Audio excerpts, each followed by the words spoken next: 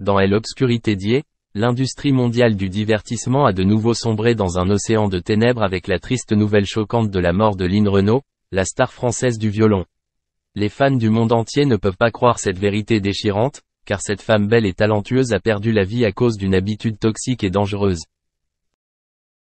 Lynn Renaud, née le 2 juillet 1928 à Nieppe, en France, est non seulement l'une des chanteuses les plus talentueuses de son pays, mais aussi une actrice polyvalente et une chef de groupe hors pair.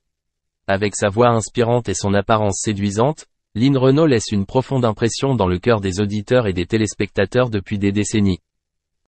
La carrière de Lynn Renaud débute dans les années 40, alors qu'elle est une jeune adolescente enthousiaste.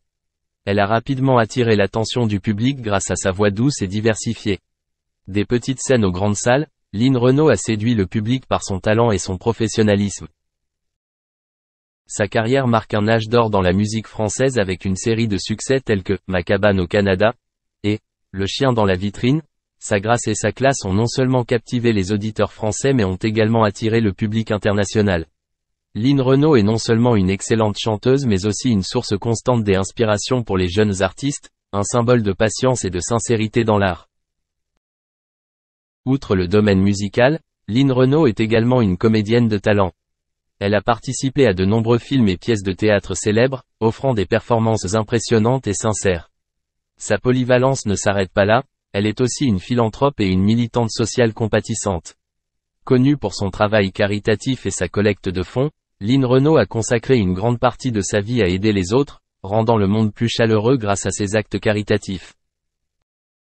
Cependant, malgré sa carrière réussie et son immense amour, la vie de Lynn Renaud n'a pas été sans défis et difficultés. Selon les informations de sa famille, Lynn Renaud est tombée depuis longtemps dans le cercle noir de l'addiction aux tranquillisants.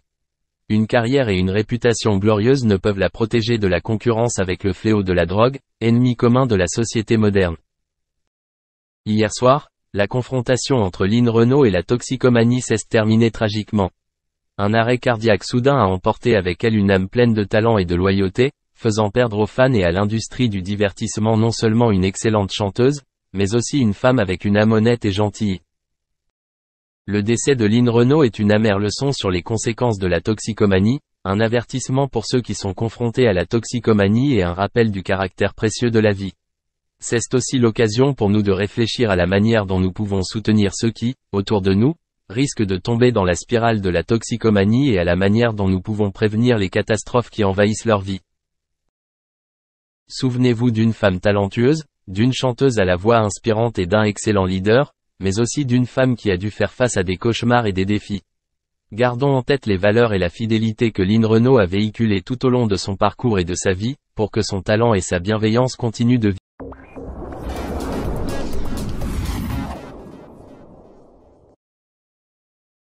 Bonsoir à tous, ravi de vous retrouver sur ces nouveaux rendez-vous d'actualité de Coin Neuf.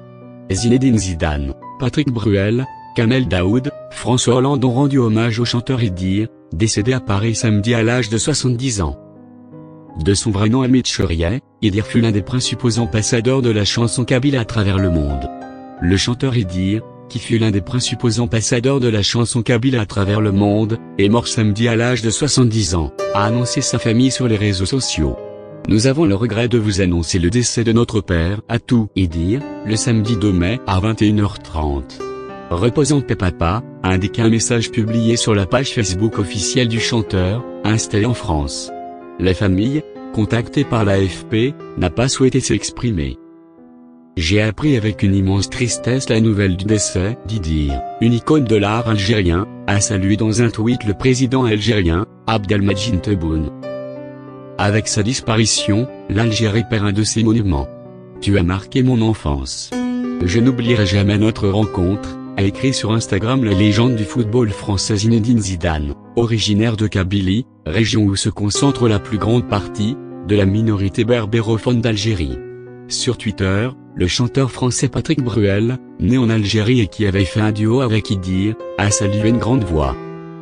Il a su faire de nos racines de si belles récoltes, apaisées et généreuses, a tweeté l'écrivain franco-algérien Kamel Daoud.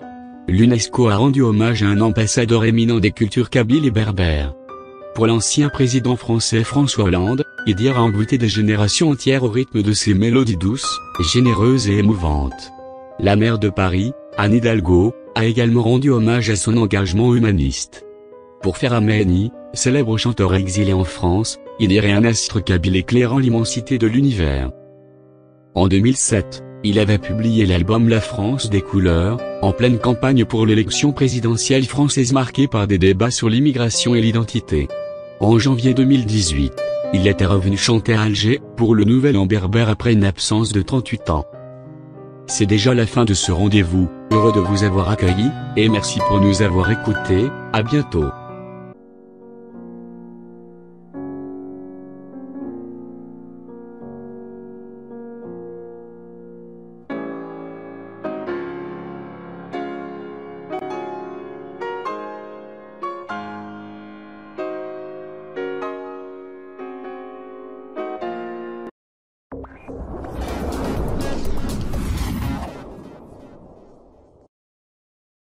Bonsoir à tous, ravi de vous retrouver sur ces nouveaux rendez-vous, d'actualité de Coin Neuf.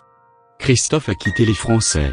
Jeudi 26 mars 2020, l'artiste de 74 ans avait été admis en réanimation pour insuffisance respiratoire en lien avec son emphysème. Le musicien, qui, selon les informations du Parisien, aurait possiblement été testé positif au Covid-19, avait ensuite soigné dans un hôpital de la capitale. Dans le contexte actuel, nous sommes évidemment inquiets, avait fait savoir son tourneur, Laurent Castagnier, à l'AFP. Il n'avait cependant pas pu confirmer si Christophe était touché ou non par le coronavirus. Vendredi 10 avril 2020, Véronique Bovillaca, sa femme, de qui il était séparé depuis des années, affirmait qu'il était désormais hospitalisé en réanimation à Brest. Elle non plus n'avait pas pu confirmer un éventuel lien avec le coronavirus. Après des semaines de lutte, Christophe est mort, succombant à un problème pulmonaire, comme l'ont fait savoir ses proches, dans un communiqué transmis à l'AFP. Christophe est parti. Malgré le dévouement sans faille des équipes soignantes, ses forces l'ont abandonné, ont ainsi déclaré sa fille Lucie et son épouse Véronique Bovillaca. Un membre de la famille n'a toutefois pas pu être à son chevet lorsqu'il a rendu son dernier souffle. Il s'agit de son fils, né de son histoire avec la chanteuse Michel Thor, et qu'il n'a jamais reconnu. Lundi 20 avril, l'artiste Michel Thor s'est confié à CNews dans l'heure des pros, et en a profité pour expliquer pourquoi leur fils Romain n'irait pas à l'enterrement. Je voudrais dire que Romain, qui aujourd'hui a la sclérose en plaques, ne se rendra pas aux obsèques de son père car Romain n'a plus de défense immunitaire, a-t-elle glissé lors de l'appel vidéo.